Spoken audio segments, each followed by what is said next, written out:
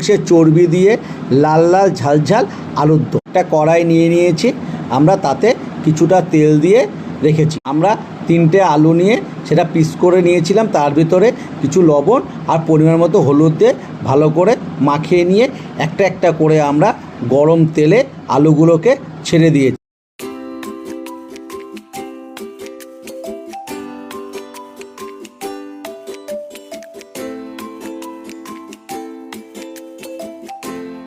আমাদের আলু ভাজা হয়ে গেছে, এখন আমরা আলুগুলোকে ভাজতে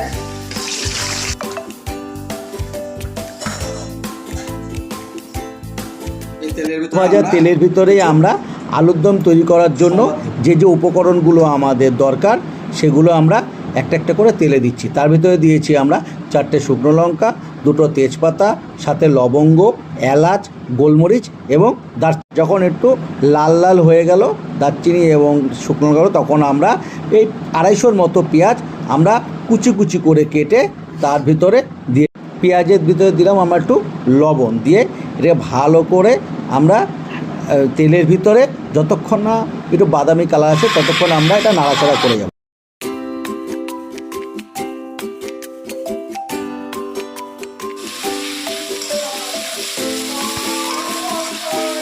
আমাদের বাদামি কালার হয়ে গেছে, এখন আমরা 3টে টমেটো কুচি করে রেখেছি, 3টে টমেটো কুচি দিয়ে আবার একটা পেস্ট বানাবো। টমেটো আর পেঁয়াজের একটা পেস্ট তৈরি করব।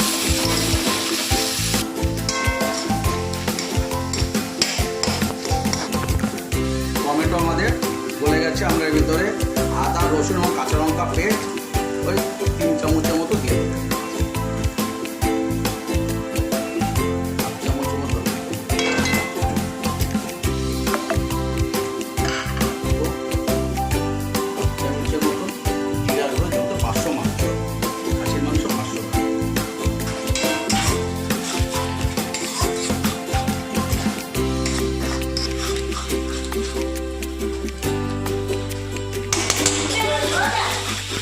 কালার হওয়ার জন্য কাশ্মীরি লঙ্কার গুঁড়ো,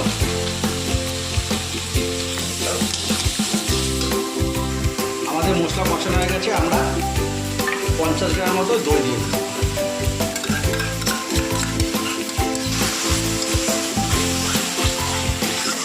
আমাদের মশলা বানানো কমপ্লিট।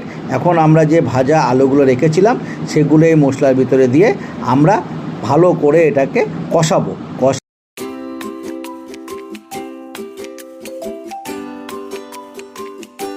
কষিয়ে আমরা জল ঢেলে দেবো। আমাদের রেসিপিটা আপনাদের ভালো লাগলে আপনারা লাইক, কমেন্টস, সাবস্ক্রাইব করে দেবেন, অবশ্যই করে দেবেন এবং ফলো করবেন আমাদের চ্যানেলটাকে।